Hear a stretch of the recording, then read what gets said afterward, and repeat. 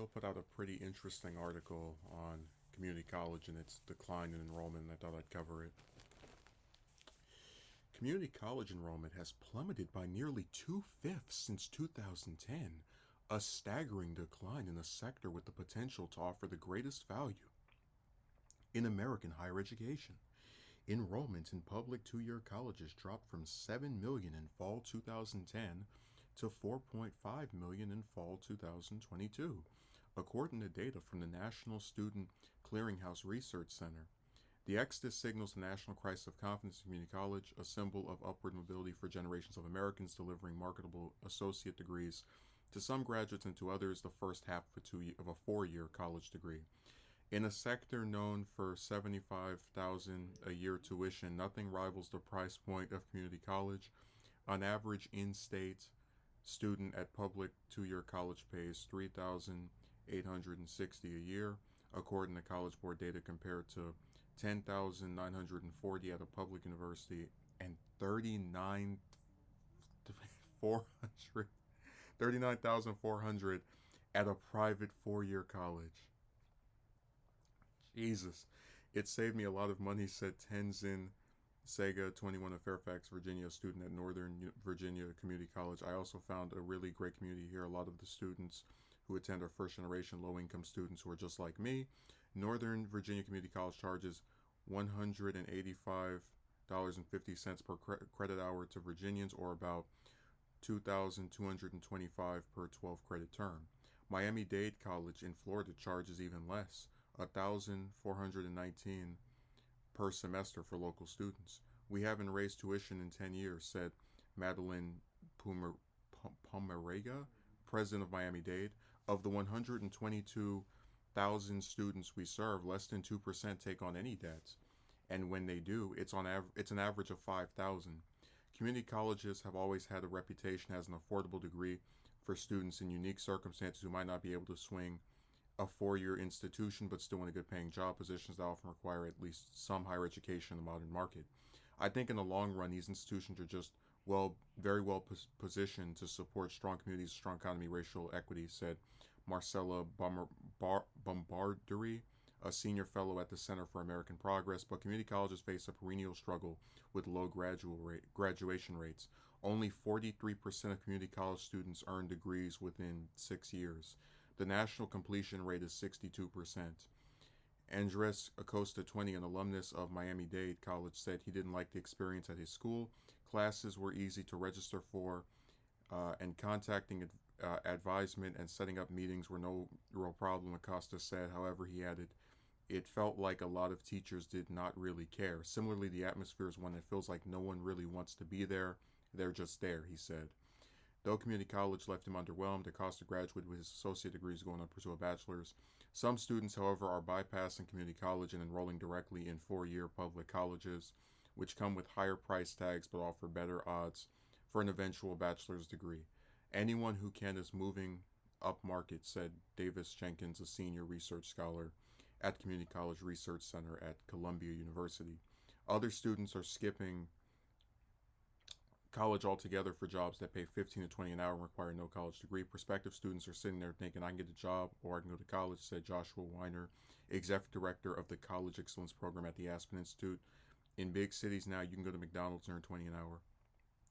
Community colleges enrollment fell in an era of low unemployment and plentiful jobs. It fell further amid the COVID pandemic, which sapped enrollment across higher education. The dramatic decline chronicled by the nonprofit Heikkiner Report has barely registered outside academia. Bombardieri said that while the drop in community college enrollment over the past decade is concerning, it is important to note the institutions were at their peak attendance 10 years ago. It's a little bit potentially misleading impression, she said, of the decline, because 10 years ago was like the height of community college enrollment, which was a result of the Great Recession. There's just a huge kind of sudden surge of people going to community colleges, so that was an interesting historical moment. Americans flocked to community colleges during that time when jobs were scarce to retool their skills, but when the pandemic arrived a decade later, they put layer devastating the global economy and bringing on mass job losses, they mostly stayed away. During the last economic downturn, 2008 to 2009, community colleges experienced a surge of enrollments across the board. However, the same effect was not experienced in the pandemic or post-pandemic, due in part to unprecedented government stimulus support, said Rebecca Corbin, President and CEO of the National Association for Community College and Entrepreneurship. One bright spot in the two-year sector is dual enrollment programs, which allow high school students to take classes at the local community college. The population is growing in rural colleges. It's often half of their headcount, Jenkins said. Beyond that high school population, community colleges are far more likely than four-year institutions to enroll students who are older, have lower incomes, hold jobs, and care for parents or children. In 2023, the average community college student is 27. Almost a third of the students are the first in their families to attend college, and 16% are single parents, according to the American Association of Community Colleges. During the pandemic, they have to keep the lights on, literally and figuratively, for their families, said Mark Milliron, a long-time community college scholar who now serves president of National University in San Diego. The historical mission of community colleges is twofold: to prepare some students for transfer into four-year colleges and to send others out into the world with associate degrees and professional certifications that yield good-paying jobs. Some associate degrees, especially applied degrees in lucrative fields, pay handsome dividends for graduates, yet the earning power of a generic Associates of Arts degree is not what it was 20 or 50 years ago. Some community colleges are thriving, others are struggling, and the downturn cannot be blamed solely on the institution, Bombardin argues. Lawmakers must take accountability for their role. God, this article just goes on and on. I'm gonna just end it here because I don't feel like reading that entire thing. I read most of it. So I'm going to give an anecdotal story. And every time I give one of these, it's interesting how a lot of times you can upload a video and have no one say anything, but then when there's a way for someone to come and like criticize you or blame you for something, they suddenly appear out of nowhere. That happened when I did that 63% of Americans live paycheck to paycheck video. I think the decline is based off a couple of things. So right before I stopped the article, it mentioned that one of the purposes of community colleges is to give people associate degrees, but it also mentions that the value of at least the arts degree from an associate degree has diminished from what it was 20 and 50 years ago, and that you have students who, after getting the associate's degree, then have to then often go to get the bachelor's from a four-year school. So a lot of people who go into this say, well, wait a second, if I'm going to go to one of these schools and I'm still, after getting a degree from there, going to have to pursue even further education to get this supposed good-paying job, it kind of feels like this never-ending saga of just having to keep furthering your education in the hopes that whatever amount of money you spend on it will be worth it. But to give my anecdotal story, I was someone who attended community college for 2 years. I found it to be relatively affordable. And I was able to get into a university in another state. They originally wanted $30,000. With the use of grants, I was able to cut it down to $12,000.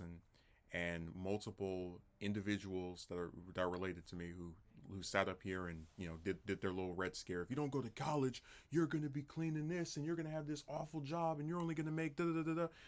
None of them paid for it. They refused. They said it cost too much, and to say I was upset would be an understatement. It's something that I will never forgive them for doing for as long as I live. Because to sit there and tell somebody that their life is effectively ruined if they don't get this goddamn piece of paper, and then when they do what they're supposed to do, which is pass the classes that allow them to then transfer to another school, or at least be accepted by the other school, and then you turn your back on them, I just think is nuts. Like it's that's why I said that I agree with Bill Maher's assertion that college was a scam.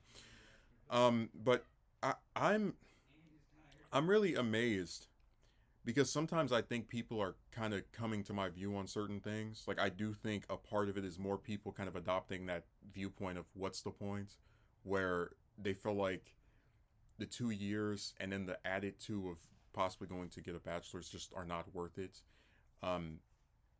But you look at some of these wages, and I'm sorry, but I would rather be someone who doesn't have a degree but has a stable job than someone who has one and is hoping to get a job and definitely knows they're going to have debt after they get their piece of paper.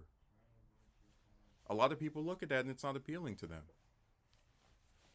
And I was just disturbed by some of the amounts of money that were getting thrown around in this article. I mean, they have a section here where they talk about how it's for a private 4-year college, the average is 39,000. Like, what person, whether they're right out of high school, a few years out of high school, has 39,000 to give to a university? That is the equivalent of at least what, 3 years of rent. And that's why I said that, for in my view, the only way to guarantee some, because people, they like to throw around that someone's lazy, they want to work for anything, and I've said before that people who want free college want it with the full expectation that they're still going to have to go and study and do all the various things to, actually earn the degree. So they still are earning it, they just don't have to pay a bunch of money that they don't have and have to sit in debt for the next 20 years. But I said that for me, I've always believed that people who go through that stuff, for the most part, should have a support system. And when you don't have that, it becomes very difficult to do that, because that 3,000 may sound like, oh, it's so much cheaper, and it is much cheaper, admittedly, than the private school, for example. But when you start to factor in, again, we're assuming a person who doesn't have a support system, having to pay for rent every month, having to pay for food, gas to drive back and forth up to that stupid school. It starts to dawn on you that even if it's much cheaper, the other expenses that someone has still may deter them from even pursuing it in the first place.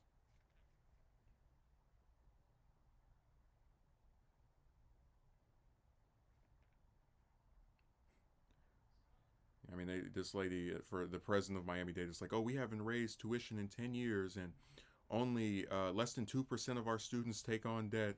It's just an average of 5,000. It's like, God, we live in an era where most people are living paycheck to paycheck, and they make it sound like paying 5,000 is just like no big deal. It just shows how out of touch they are. Um, I really find another section here that's interesting is where they mention the graduation rates. Only 43% of community college students earn degrees within 6 years. Now, it takes on average 2 years to earn a degree. So it's taking, like, even if you give them a, what is that, a triple time, a 3-time increase in the amount of time to get a degree, it's still only less than half of them that actually are able to get the piece of paper. And that's something that, again, being anecdotal, I've seen happen with people. I can always remember that one of the things that spurred me to even apply for a school out of state, was that when I spoke to the college counselor, they told me that I didn't have enough math credits, and if I wanted to apply to a Cal State or a UC, I would have to take math by itself for 2 full years, which I just thought was insane. So there are certain factors and various things that cause that to happen, but I do think a big part of it is people register for classes thinking they're saving money, or like feeling motivated by the fact that it's much cheaper than going to a regular college. And then they kind of become disenfranchised at certain points, either because, as the one person said, the faculty acts like they don't even want to be there, or they start to think, hey, saving money right now is kind of cool, but the amount that these public schools are charging, there's no way I can even afford them without taking out a bunch of debt.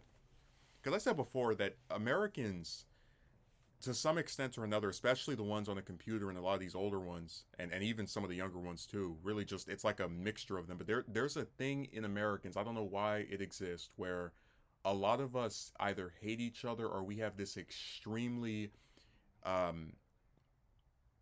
just inability to show empathy. And what I mean by that is, I've had people over the last couple of years say that I was, like, because I didn't graduate from college, oh, I was lazy and, whatever, right? But I know for a fact that if I had gone to that school, and whether it was through taking out a bunch of loans or whatever, and was then in debt, people would say, you did this to yourself. You got yourself in this situation, because it's always your fault. If things don't go exactly the way you want it to, it's your fault. Even though, remember, we encourage people as a society to go to these schools. we tell them, hey, if you want a better paying job than your friend or the average person, because most people don't have degrees, which is why I always think it's funny when someone will try to insult another person over not having, like, most of us don't have them. It's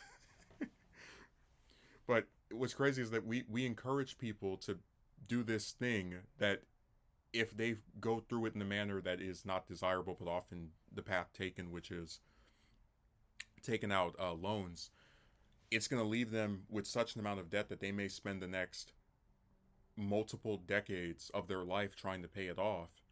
And we then turn to them and point a finger in their face and say, this is what you get. You thought you could get this piece of paper and, you have your happy ending. Maybe eventually, but you did this to yourself. You made this happen. You chose to do this. So I said, man, I will never regret not putting that anchor by my leg, but I have a lot of sympathy for people that have, because I think there is something wrong with the cost of education. And honestly, I'm glad to hear that the number of people enrolling for at least community colleges is decreasing. And it's not because they're getting richer. It's not because public schools are becoming cheaper. It's because people understand to some extent or another, in larger numbers than they've probably ever felt before, that it just isn't worth it. It's just a scam. And I anyone who tries to make me feel bad about not having a degree can go to hell. Seriously, like, I'm not even gonna try to have something with you. Just piss off.